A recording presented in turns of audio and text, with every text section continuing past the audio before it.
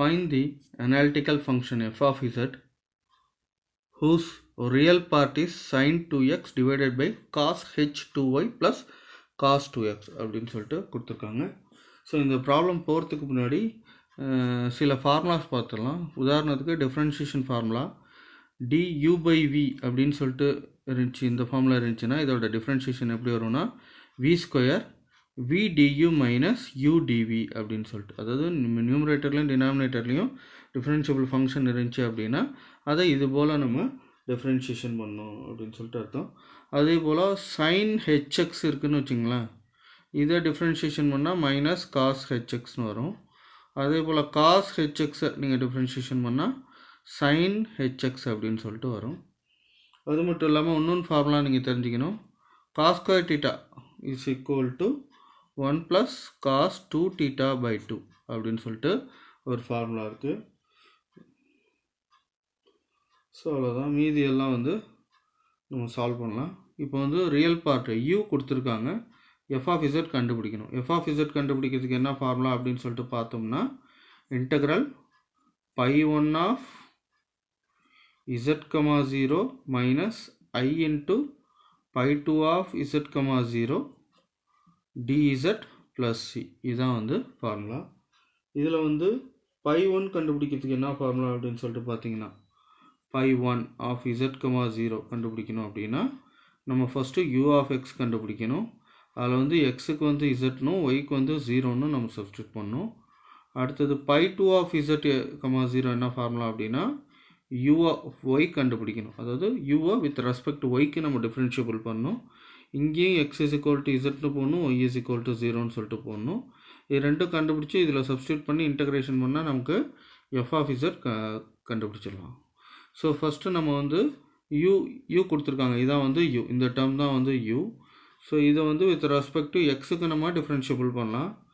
ux is equal, இங்கே பார்த்தீங்கன்னா நியூமரேட்டர்லேயும் X இருக்குது, டினாமினேட்டர்லேயும் எக்ஸ் இருக்குது. அப்போ இந்த மெத்தடில் நம்ம டிஃப்ரென்ஷியேஷன் பண்ணணும். u பை v ஃபார்ம்லாம் இருக்குது. அப்போ இதை டிஃப்ரென்ஷியேஷன் பண்ணால் என்ன ஆகிடும், கீழே உள்ளது v, மேலே உள்ளது u. ஸோ அப்போ இங்கே v ஸ்கொயர்னு இருக்கா, அப்போ இது அப்படியே ஸ்கொயராக போட்டுங்க. அப்போ என்ன வந்துடும் அப்படின்னு சொல்லிட்டு பார்த்தீங்கன்னா cos h 2y plus cos 2x the whole square அப்படின்னு சொல்லிட்டு வந்துடும். இங்கே v duன்னு இருக்குது. ஸோ அப்போ இங்கே vயை ஃபஸ்ட்டு எழுதிக்கலாம். vங்கிறது டினாமினேட்டரில் இருக்குது. அப்போ cos h 2y plus cos 2x அப்படின்னு சொல்லிட்டு இருக்குது. அடுத்தது u வந்து டிஃப்ரென்ஷியேஷன் பண்ணும். அப்போ u டிஃப்ரென்ஷியேஷன் பண்ணால் சைன் எக்ஸை டிஃப்ரென்ஷியேஷன் பண்ணால் காஸ் எக்ஸ்னு வரும். அப்போ காஸ் 2x அப்படின்னு சொல்லிட்டு வரும். இங்கே 2xை டிஃப்ரென்ஷியேஷன் பண்ணால் இதுலேருந்து ஒரு 2 வரும், அந்த 2 இங்கே போட்டுக்க வேண்டியதான். மைனஸ் அடுத்ததாக வந்து u dv, u அப்படி எழுதிக்கலாம், அதாவது மேலே உள்ளது u sin 2x அப்படி எழுதிக்கலாம். dv இதை நம்ம டிஃப்ரென்ஷியேஷன் பண்ணணும், vயை டிஃப்ரென்ஷியேஷன் பண்ணணும். ஸோ vயை டிஃப்ரென்ஷியேஷன் பண்ணால் காஸ் h2y நீங்கள் டிஃப்ரென்ஷியேஷன் பண்ணால் காஸ் hxை டிஃப்ரென்ஷியேஷன் பண்ணால் sin hx அப்படின்னு சொல்லிட்டு வரும். ஸோ அப்போ sin h2xன்னு இருக்குது, சாரி sin h2yன்னு இருக்குது, ப்ளஸ்ஸு இங்கே ஒரு 2y டிஃப்ரென்ஷியேஷன் பண்ணால் 2 தனியாக வெளியே வந்துடும். ரெண்டாவது காஸ் எக்ஸை டிஃப்ரென்ஷியேஷன் பண்ணால் மைனஸ் சைன் எக்ஸ் அப்படின்னு சொல்லிட்டு வரும். காஸ் எக்ஸை டிஃப்ரென்ஷியேஷன் பண்ணால் மைனஸ் சைன் 2x அப்படின்னு சொல்லிட்டு வரும். வித் ரெஸ்பெக்ட் எக்ஸுக்கு நம்ம டிஃப்ரென்ஷியேஷன் பண்ணுறதுனால இந்த டேர்ம் வந்து வராது, சாரி வித் ரெஸ்பெக்ட் டு எக்ஸுக்கு தான் நம்ம டிஃப்ரென்ஷியேஷன் பண்ணுறோம். அப்போ ஒய் வந்து கான்ஸ்டன்ட், அப்போ இந்த டேர்மில் எக்ஸே இல்லாததுனால இது அப்படியே 0 ஆகிடும். ப்ளஸ்ஸு காஸ் 2xை டிஃப்ரென்ஷியேஷன் பண்ணால் மைனஸ் 2 sin 2xன்னு வரும். இங்கே உள்ள 2 வெளியாகும். ஸோ 2 sin 2x அப்படின்னு சொல்லிட்டு வந்துடும். ஸோ இதில் வந்து நான் என்ன கண்டுபிடிக்க போகிறேன் அப்படின்னா எக்ஸுக்கு இசட்னு ஒய்க்கு 0ன்னு நான் சப்ஸ்டியூட் பண்ண போகிறேன்.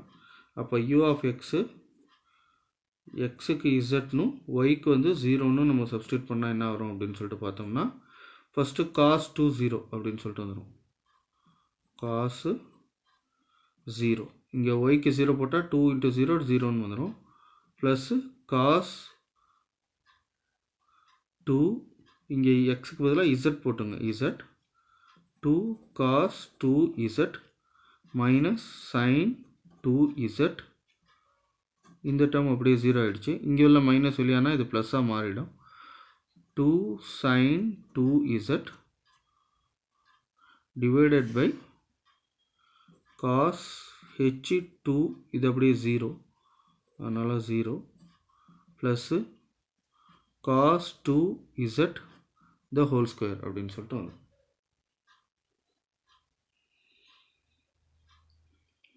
ஸோ நமக்கே தெரியும் cos h0 இதோட வேல்யூ எவ்வளோ அப்படின்னு சொல்லிட்டு பார்த்தோம்னா cos h0ஓட வேல்யூ வந்து 1.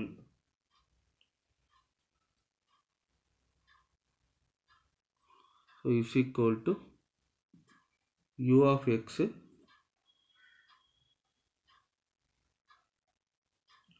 x is equal to z, y is equal to 0.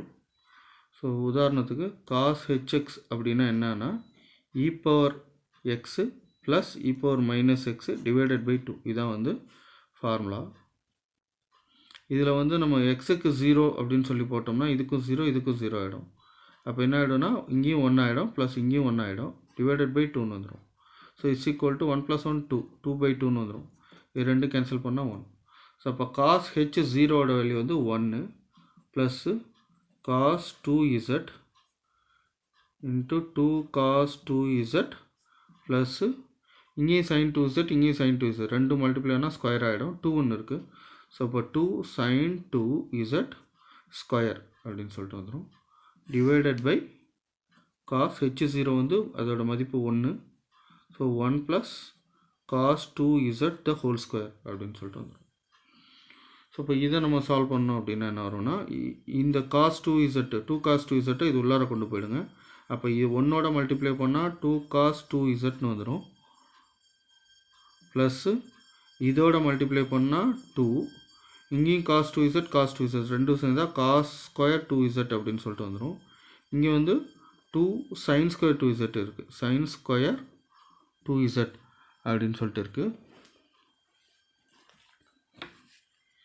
Divided by 1 plus cos 2z the whole square அப்படின்னு சொல்லிட்டு இருக்குது. ஸோ இதில் வந்து பார்த்திங்கன்னா 2வை காமனாக வெளியே எடுத்துடலாம். அப்போ என்ன ஆகிடும் அப்படின்னா இதோட மதிப்பு தான் வந்து π1 of z, 0. அதனால் நான் இங்கே வந்து π1 of z, 0ன்னு எழுதிக்கிறேன். இங்கே வந்து 2 காமனாக வெளியே எடுத்துட்டோம் அப்படின்னா cos 2z plus cos square 2z plus sin square 2z divided by 1 plus cos 2z the whole square அப்படின்னு சொல்லிட்டு வந்துடும். ஸோ நமக்கே தெரியும் sin square theta plus cos square தீட்டாவோட வேல்யூ வந்து 1. இங்கே போயிருக்கும் sin square theta plus cos square theta இதோட மதிப்பு வந்து 1. அப்போ இங்கே sin ஸ்கொயர் தீட்டா இந்த 2z தீட்டான்னு வச்சுங்க, இதையும் தீட்டா ஆகிடும். அப்போ sin square theta plus cos square theta இதோட மதிப்பு வந்து 1 அப்படின்னு சொல்லிட்டு வந்துடும். அப்போ என்ன ஆகிடும் அப்படின்னா ஃபஸ்ட்டு இதை எழுதிக்கிறேன், இந்த 1 இங்கே எழுதிக்கிறேன் ப்ளஸ்ஸு cos 2z அடுத்தது எழுதிக்கிறேன் cos 2z divided by 1 plus cos 2z the whole square அப்படின்னு சொல்லிட்டு எழுதிக்கிறேன். ஸோ இதில் பார்த்தீங்கன்னா இங்கே ஒரு 1 ப்ளஸ் cos 2z இருக்குது, இங்கே 2 இருக்குது. அப்போ 1க்கு 1 கேன்சல் ஆகிடும். இப்போ மீதி 1 தான் இருக்கும். இது அப்படி டோட்டலாக கேன்சல் ஆகிடும் இதோட. ஸோ அப்போ π1 of z, 0 ஈக்குவல் டு இங்கே 2 divided by 1 plus cos 2z அப்படின்னு சொல்லிட்டு வந்துடும் is equal to so 1 plus cos 2, அதாவது cos ஸ்கொயர் தீட்டா எப்படி எழுதலாம்னா 1 plus cos 2z divided by 2 அப்படின்னு சொல்லிட்டு எழுதலாம். அப்போ என்ன இங்கே உள்ள 2 இங்கே அமைச்சிருங்க. அப்போ 1 ப்ளஸ் cos 2 தீட்டாக்கு பதிலாக என்ன எழுதலாம் 2 cos ஸ்கொயர் தீட்டா அப்படின்னு சொல்லிட்டு எழுதலாம். ஸோ இங்கே தீட்டாக்கு பதிலாக 2z இருக்கிறதா அர்த்தம். இங்கே உள்ள 2 இங்கே எழுதியிருக்கேன் divided by 1 plus cos 2z பதிலாக இங்கே உள்ள 2 இங்கே கொண்டு போயிடுங்க. அப்போ என்ன வரும் அப்படின்னா 2 cos ஸ்கொயர் 2z அப்படின்னு சொல்லிட்டு வந்துடும். சரிங்களா? இந்த ஃபார்முலா தான் நான் இங்கே அப்ளை பண்ணியிருக்கேன். இங்கே உள்ள 2வும் இங்கே உள்ள 2வும் கேன்சல் ஆகினா 1 பை cos ஸ்கொயர் 2z அப்படின்னு சொல்லிட்டு வந்து சரி 2z வராது. 1 ப்ளஸ் cos 2z தான் இங்கே தீட்டா மாறுது. அப்போ 2 வராது இங்கே. அதாவது 1 ப்ளஸ் cos 2 தீட்டா பை 2 தான் cos ஸ்கொயர் தீட்டான்னு எழுதுகிறோம்.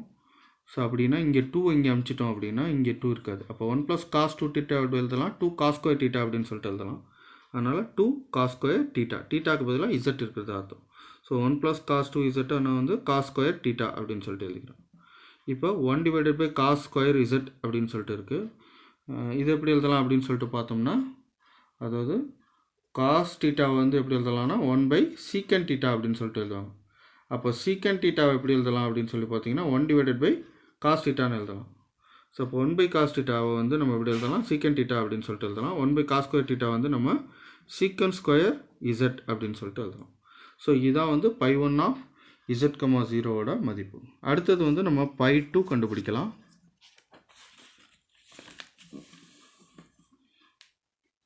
ஸோ π2க்கு வந்து நம்ம இந்த கொடுத்துருக்க ஈக்குவேஷனை வித் ரெஸ்பெக்ட் டு ஒய்க்கு நம்ம டிஃப்ரென்ஷியேஷன் பண்ணோம். ஸோ uy நம்ம கண்டுபிடிக்கணும். அதே ஃபார்முலா தான், u/v ஃபார்முலா தான்.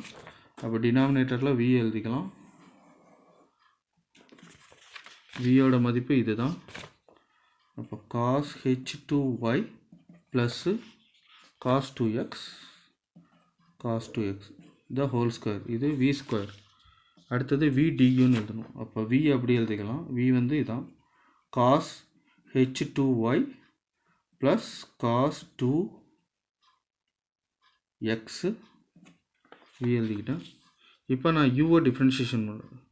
ஸோ வித் ரெஸ்பெக்ட் டு ஒய்க்கு நம்ம டிஃப்ரென்ஷியேஷன் பண்ணுறதுனால எக்ஸ் வந்து கான்ஸ்டன்ட் ஆகிடும். அப்போ sin 2xங்கிறது கான்ஸ்டன்ட் ஆகிடும். கான்ஸ்டண்ட்டாக டிஃப்ரென்ஷியேஷன் பண்ணால் 0 ஆகிடும். 0 மைனஸ் அடுத்தது u அப்படியே வச்சுக்கணும். sin 2x அப்படியே வச்சுக்கலாம். vயை டிஃப்ரென்ஷியேஷன் பண்ணுறோம். இப்போ cos h2yயை டிஃப்ரென்ஷியேஷன் பண்ணால் என்ன வரும்னா sin h2y அப்படின்னு சொல்லிட்டு வரும். sin h2y அப்படின்னு சொல்லிட்டு வரும். இங்கே உள்ள 2 வெளியாகும்.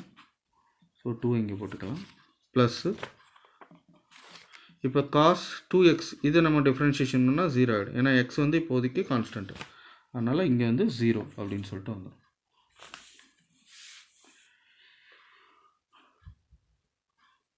ஸோ அடுத்ததாக வந்து u of yல எக்ஸுக்கு வந்து நான் இசட்னு போட போகிறேன், ஒய்க்கு வந்து நான் 0 அப்படின்னு சொல்லிட்டு போட போகிறேன். ஸோ இந்த டேர்மில் இங்கே 0 மல்டிப்ளை ஆகிறதுனால இந்த டேர்ம் டோட்டலாகவே என்ன ஆகிடும், கேன்சல் ஆகிடும், 0 ஆகிடும். அப்போ இது மட்டும்தான் பேலன்ஸ் இருக்கும். So minus sin 2z 2 sin h2 இங்கே ஒய்க்கு வந்து 0 அப்படின்னு சொல்லிட்டு போடணும், plus 0 divided by sin h2 0 sorry cos h2 0 plus cos 2z the whole square அப்படின்னு சொல்லிட்டு இருக்கு. ஸோ இதில் பார்த்தீங்கன்னா sin h2 0 இந்த டேர்மும் என்ன ஆகிடும், 0 ஆகிடும். ஏன்னா sin h2 0 இதோட மதிப்பு வந்து டோட்டலாகவே வந்து 0 ஆகிடும். இதுவும் 0. அப்போ 0 + 0 0 தான் வரும். 0 × anything 0 தான் வரும். ஸோ நியூமரேட்டரில் 0 வந்ததுனால நியூமரேட்டரில் உள்ள ஃபுல் டேர்மும் உங்களுக்கு என்ன ஆகிடும், 0 அப்படின்னு சொல்லிட்டு வந்துடும். இப்போ நம்ம வந்து f of z எழுதலாம். f of z is equal to என்ன வரும் அப்படின்னு சொல்லிட்டு பார்த்தீங்கன்னா integral π1 of z, 0 minus I into π2 of z, 0 dz plus c. இதான் வந்து formula. So is equal to integral of π1. So இது வந்து π2 of z, 0 π1 of z, 0 வந்து நமக்கு secant square z அப்படின்னு சொல்லிட்டு வருது. ஸோ secant square z இதான் வந்து π1 of z, 0 மைனஸ் I π2 வந்து நமக்கு 0 வந்துருச்சு. So 0 into dz plus c. So இந்த டேர்மில் 0 வந்ததுனால இது அப்படியே வந்து உங்களுக்கு கேன்சல் ஆகிடும்.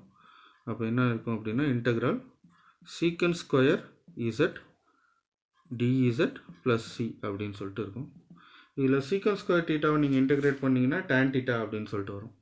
ஸோ அப்போ tan z ப்ளஸ் c அப்படின்னு சொல்லிட்டு வரும். இதுதான் வந்து f of z ஓட மதிப்பு.